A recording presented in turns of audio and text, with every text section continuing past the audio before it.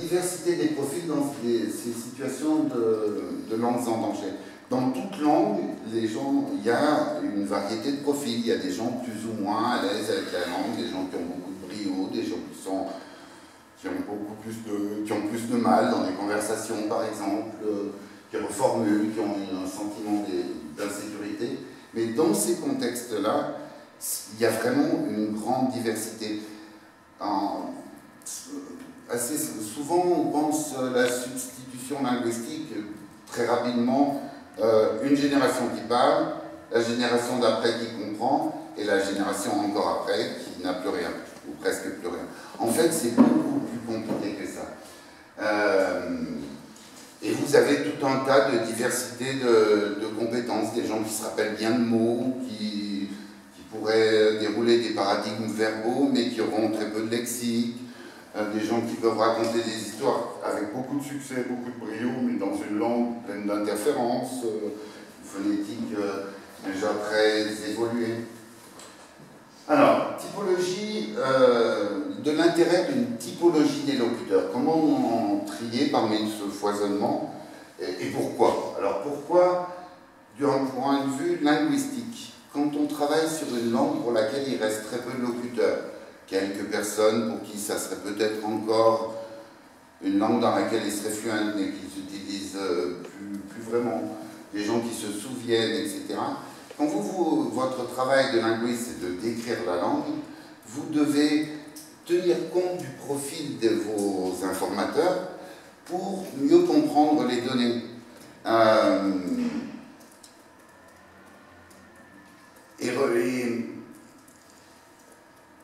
La tâche du linguiste, c'est d'essayer, malgré tout, ça reste vrai, de décrire le système ancien, pur, archaïque. Et puis, vous avez des locuteurs qui simplifient, qui ont une phonétique évoluée. Si vous savez qu'ils relèvent de tels profils, vous pouvez regarder les données avec cette distance et tenir compte de ça.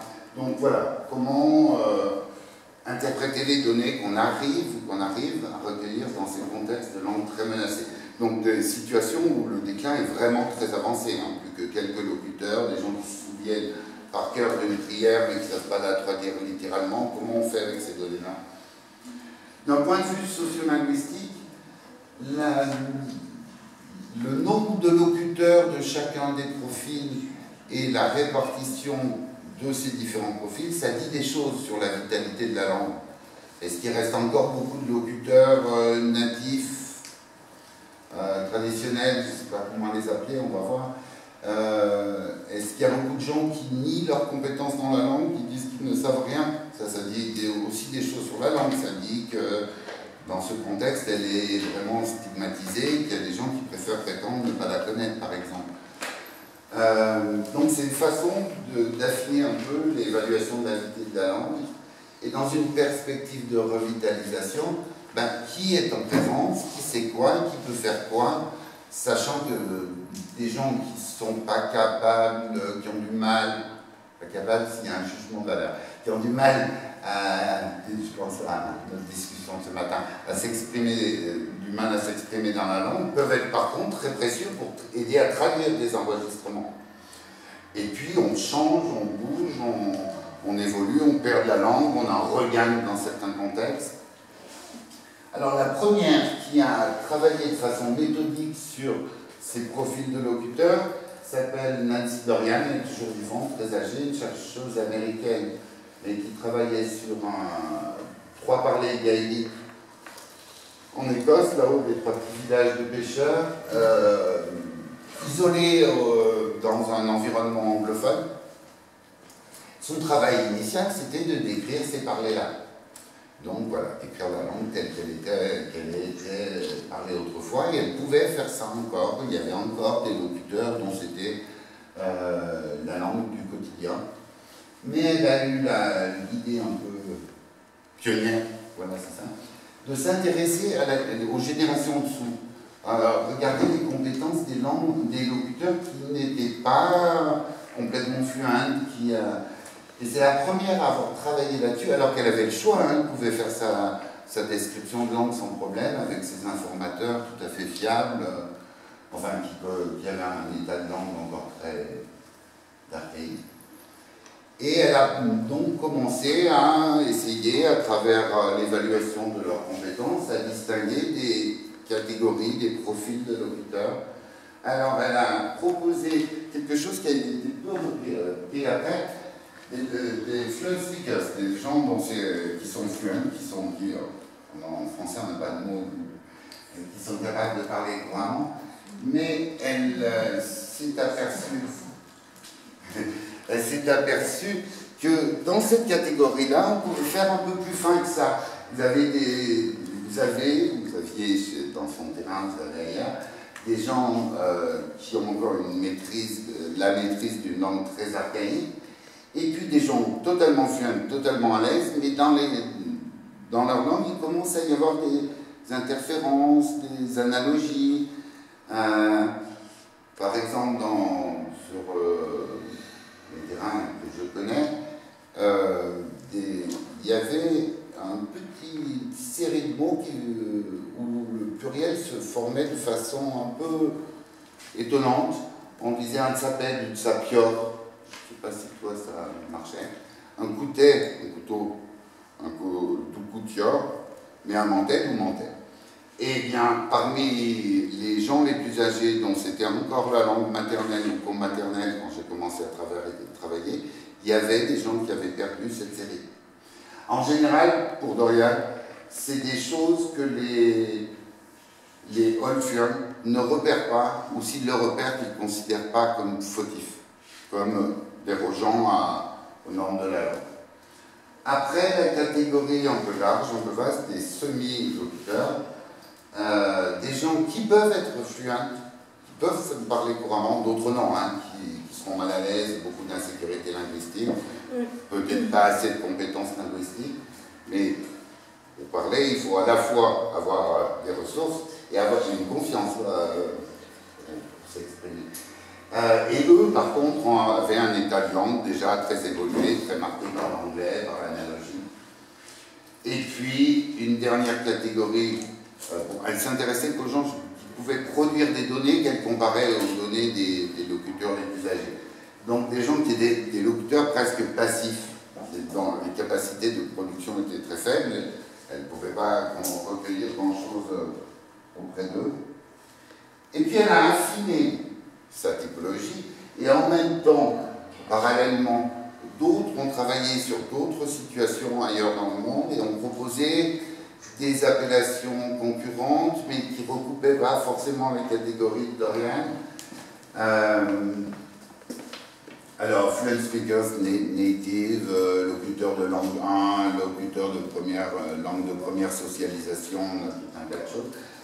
Par contre, il n'y a pas eu un intérêt très fort pour ça. Ceci dit, toute langue évolue, et dans toute langue, on trouverait des exemples comme ceux que je vous ai donnés. Tout simplement, des différences générationnelles.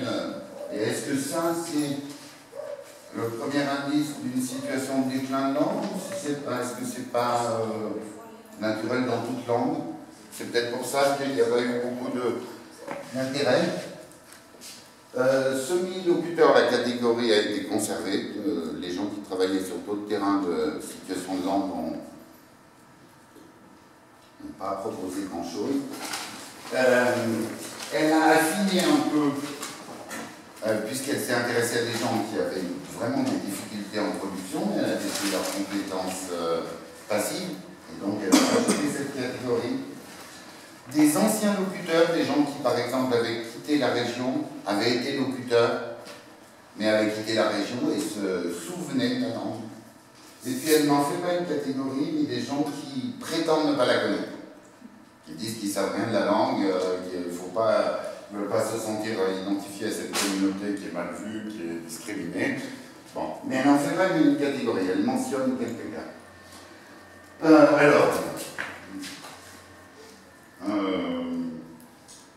Là, d'autres ont proposé d'autres terminologies. J'ai mis plus ou moins parce que ça ne se recoupe pas exactement la conception de Dorian et puis leur conception, ça peut ne pas se recouper totalement.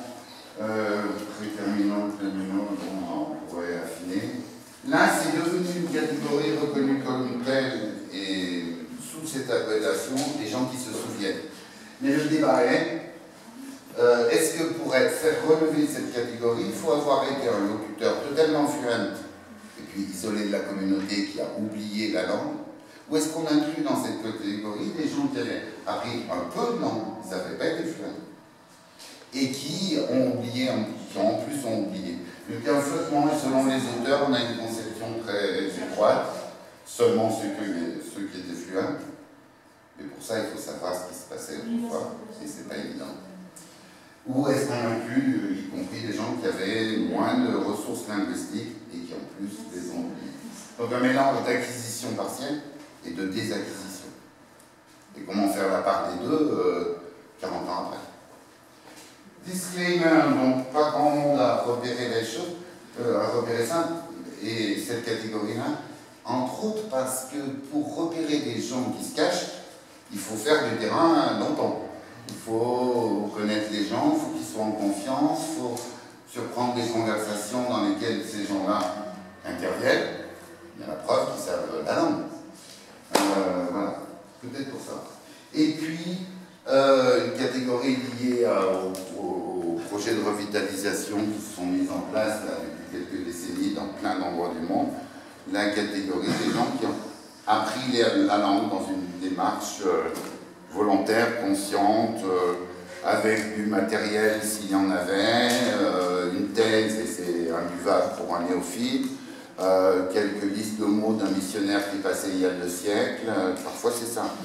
Des enregistrements trouvés dans une bibliothèque. Voilà. Alors, j'ai mis là les gens. Ah oui, il y avait Agege. Sous-usagers. Agege a proposé. La discussion s'est tenue en anglais. Donc les termes sont en anglais au départ. Essentiellement. En espagnol après un peu et en français, nous on a essayé de proposer quelque chose. Alors, les gens qui ont contribué à affiner tout ça travaillaient sur des terrains ailleurs dans le monde, l'Amérique latine entre autres. Et puis Agege lui propose le terme de sous-usager, mais Agege n'est spécialiste d'aucune langue en particulier, d'aucune langue en déclin en particulier. Il a travaillé sur plein de langues, mais on appelle ça un parachute linguiste, quelqu'un qui vient, il est un petit moment ici, sur cette langue, mais qui n'a pas fait du terrain pendant longtemps sur une langue en particulier. Donc lui, il a une catégorie très fourre-tout. Il y a des catégories fourre-tout là-dedans, un peu floues, mais la sienne est vraiment très fourre-tout. Son livre est intéressant, mais un tiers du livre est sur l'hébreu. Donc un exemple de revitalisation réussie, si c'est cet objectif-là qu'on se donne, et il n'y en a pas de construction. Donc voilà, des références déjà anciennes, mais pour des gens qui proposaient à l'époque d'autres conceptions, d'autres termes. Alors nous, on a proposé en français avec beaucoup d'insatisfaction un tableau qui est ardu, imbuvable, un peu abstrait. Je vous laisse regarder, en plus le bas, c'est les néolocuteurs. C'est peut-être le profil le plus représenté ici. Mais j'ai pas grand-chose à en dire. On pourra en descendre. Je laisse regarder, après j'essaie de vous... La typologie de Dorian était basée exclusivement, pratiquement, sur les compétences linguistiques. Les autres chercheurs ont fait intervenir d'autres paramètres, plus sociolinguistiques, plus relevant de la biographie linguistique.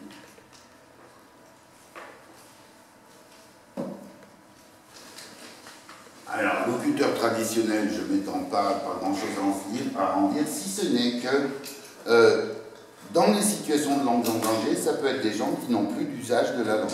Ils n'ont plus d'interlocuteurs. Quelqu'un parlait de réseau.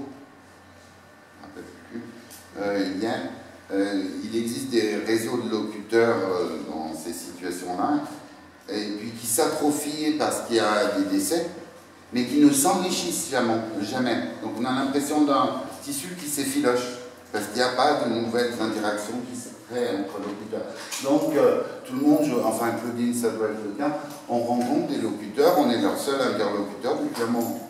Donc à partir de combien de temps ils vont passer, ils relèveraient plutôt de cette catégorie-là, d'anciens locuteurs. Natalia, tu as fait évoquer le fait qu'on pouvait devenir locuteur tardivement. Alors, soit baigner dans un bain de langue, mais n'avoir une production active que plus tard, ça serait les locuteurs tardifs âgés, c'est un peu lourd. Correspondant aux Fluent Speakers d'Oriane, j'ai quelques exemples en tête comme ça. Un monsieur qui avait été un informateur dès le début, j'ai commencé à 20 ans, il y avait encore des locuteurs de langue maternelle. Lui n'avait commencé à parler qu'à partir de 15 ans, enfin 12, 13, 14 ans, quand il est parti travailler au champ. Et dans sa langue, on sentait déjà quelques petites traces du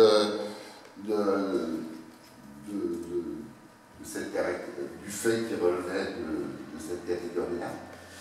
Et puis, dans cette catégorie, il y a des gens qui, non seulement commencent à parler tardivement, mais sont exposés à la langue tardivement, et se mettent éventuellement à l'apprendre tardivement, mais qui n'ont pas entendu dans la petite enfance. Et c'était le cas de son fils. Quand il est devenu veuf, il s'est mis à parler avec son fils, et son fils n'a eu comme interlocuteur dans toute sa vie que son père. Du coup, il y avait des trous dans son lexique, tous les domaines qu'il n'abordait jamais entre eux, il ne connaissait pas le vocabulaire. J'ai fait une hypothèse hasardeuse, mais que j'ai pu corriger avec ce qu'il m'avait dit. Il me dit un jour, pour brebis, on disait Geline. Geline, c'est un mot du sud. Il est loin, normalement, de cet endroit-là. Je lui dis, super, c'est la dernière trace du fait que l'air se remontait jusque-là. Puis il m'a expliqué, non, mais en fait, on n'en avait pas, mais le mot, c'est dans une chanson. Les chansons, ça bouge, et voilà. Et il avait une façon de parler qui était comme s'il mimait son père, hein, la reproduction de l'idiolecte de son père. Locuteur muet ou fantôme, enfin, c'est pas la dernière version de la des gens qui nient leurs compétences. Alors, moi, ma collègue Colette Greenval au Nicaragua sur le Rama ou au Guatemala sur le Racaltec, elle a pu identifier des gens comme ça, entre autres parce qu'il s'était passé à l'école une exposition où les enfants avaient fait des dessins et en dessous avait été écrit en Rama le nom de l'objet dessiné. Et des dames qui lui avaient toujours dit qu'elles ne connaissaient absolument pas la langue, passaient avec les enfants et regardaient par la fenêtre, faisaient lire, parce qu'elles ne savaient pas lire, les mots aux enfants, et disaient « correct, correct ». C'est leur langue de tous les jours, c'est un créole à base anglaise. Et moi, les gens que j'ai le plus souvent attrapés, c'était les épouses de gens avec qui je travaillais, et qui disaient qu'elles ne connaissaient pas la langue, que c'était moche, que c'était filin, qu'heureusement elles ne la connaissaient pas du tout, mais qui corrigeaient leur mari quand ils se trompaient. Ah, vous voyez, vous connaissez. Ah non, non, non. Et puis, au fur et à mesure que je restais, que j'étais plus intégré, des copains de monsieur passaient et ils se mettaient à parler entre eux en patois. C'était des moments vraiment intéressants. Et l'épouse, elle participait. En français, mais elle participait à la conversation. Donc visiblement, elle comprenait. Il y avait quelques cas aussi, exemple dans ma famille, ma grand-mère aurait fait partie, aurait relevé de cette catégorie-là. Les anciens locuteurs en général, on s'y intéresse pas beaucoup. Rusty, ah oui, une proposition alternative, c'est rouillé, rusty. On parlait hier du fait que vous disiez que vous oubliez un peu d'occitan. L'idée de rouiller, elle vient spontanément, elle a été proposée par un chercheur, mais elle vient spontanément chez certains locuteurs. Donc avec eux, on travaille en général pas parce qu'ils hésitent beaucoup, ils ne sont pas sûrs d'eux, mais ils peuvent être précieux pour la description de la langue ou dans le cadre de projets de revitalisation, parce qu'ils se souviennent de vieux mots qui ont été remplacés dans la langue des fluents. Qui se cassent pas la tête et qui s'en foutent et qui mettent exactement le passage que tu avais en bas et qui mettent des mots d'autres langues. Bon. Et du coup, ils ont remplacé parfois une partie de leur lexique et ces anciens locuteurs peuvent se souvenir des mots anciens. Semi-locuteurs, alors des gens qui peuvent être fluents, mais dans un état de langue déjà très... Alors je ne veux pas mettre évolué. ne vais pas dire altéré, dégénéré, parce que ça renverrait à... Très souvent, les leaders des mouvements de revitalisation, ils appartiennent à cette catégorie. C'est en moyenne des gens plus jeunes, des gens un peu moins mal à l'aise avec les stigmates, les stéréotypes liés à la langue. Ils ont acquis un statut qui ne les fera pas passer pour des sauvages, des pétnos, des cagnards, des chinois. Et donc, ils peuvent assumer de connaître la langue. Et comme ils sont les leaders, c'est leur langue qui devient la langue cible. Alors qu'en fait, il y a des gens qui ont la maîtrise d'une langue plus archaïque. Donc, il se crée des tensions possibles entre eux. Sous-locuteurs, avec le terme, bon. Des gens qui ont un peu de substrat linguistique, quelques mots. Moi, j'ai entendu petit ma grand-mère compter ses poules en occitan. Je connaissais quelques petites choses. Donc, je partais pas de zéro. Et quand j'ai commencé à travailler sur la langue, elle n'était plus là. Mais j'avais un petit capital. Et le fait d'avoir un capital, à nouveau dans notre conversation, Pierre, ce matin, il y a un atout. On se dérouille, on développe. Quand on a eu dans l'oreille la musique de la langue, il y a vraiment une différence par rapport à quelqu'un qui vient de zéro. Et puis, néolocuteur, catégorie qu'on pourrait discuter. Je pensais à toi, parce que toi, tu as bénéficié d'une immersion. En général, dans une langue menacée, l'immersion n'est plus possible. Ou alors, elle est auprès d'une personne. On a conçu des projets de revitalisation, on met en binôme quelqu'un de jeune avec quelqu'un d'âgé, il y a une formation donnée aux deux, et ils vont passer quelques semaines ensemble, mais ce qu'apprend l'apprenant, c'est l'idiolect du monsieur, ou de la dame, souvent le monsieur d'ailleurs.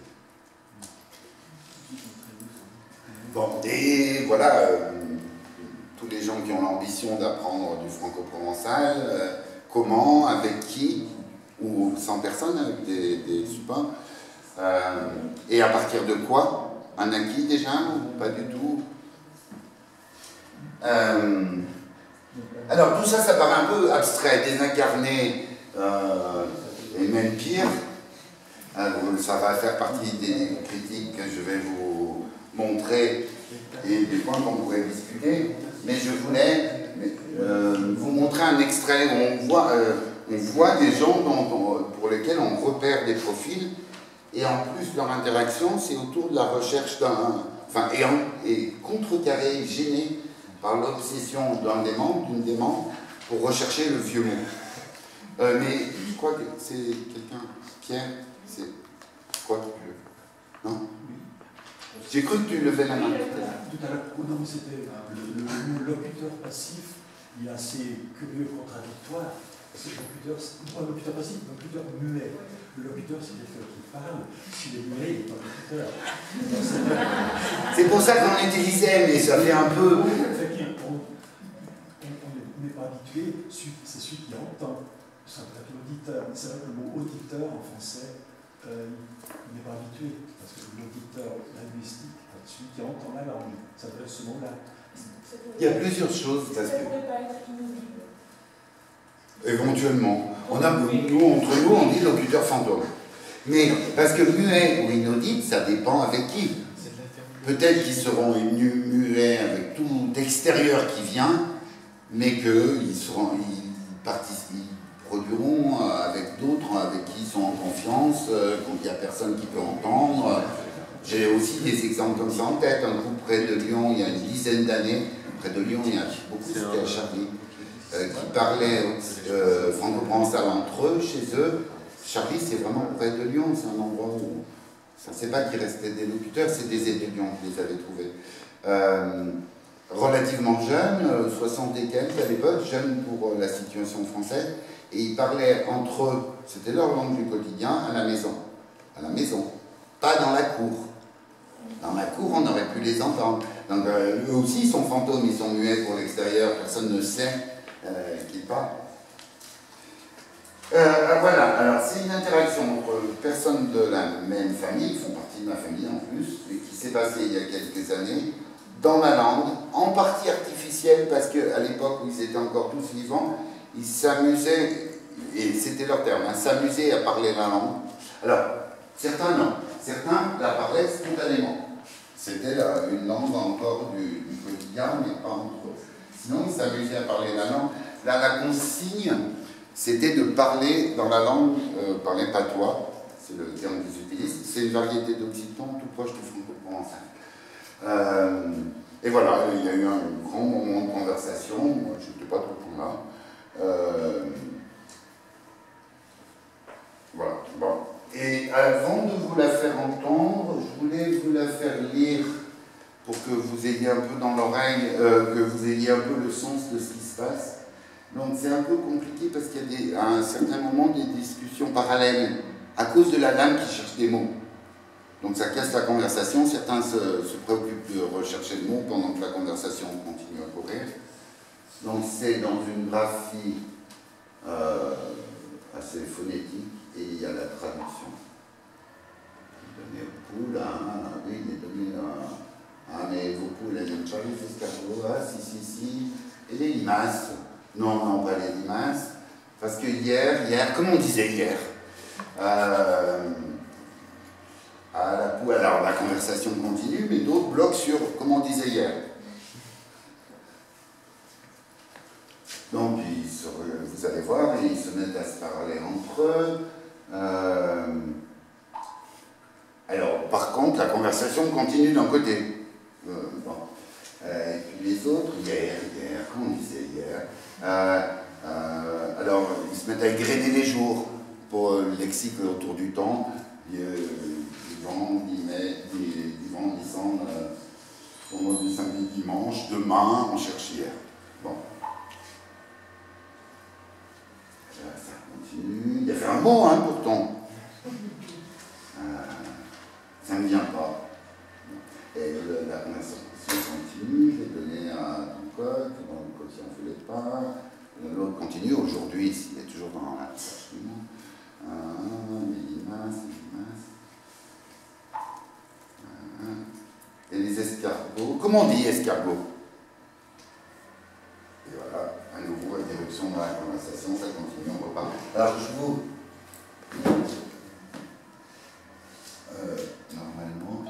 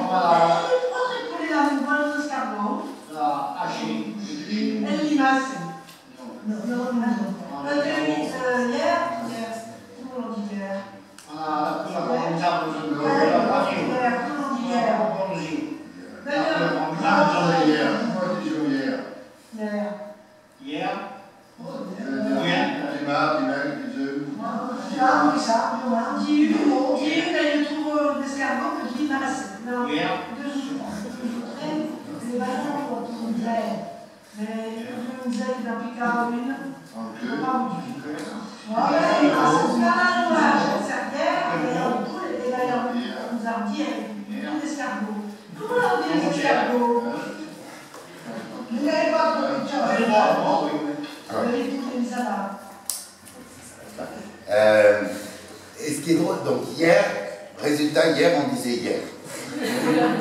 Comment on disait escargot? Escargot. Il n'y avait pas un mot. Et par contre, les limaces, les escargots, les hannetons, l'ouhantou. Là, il y avait un mot. L'oumagne. Mais personne n'a tilté et donc personne n'a cherché le mot hanneton.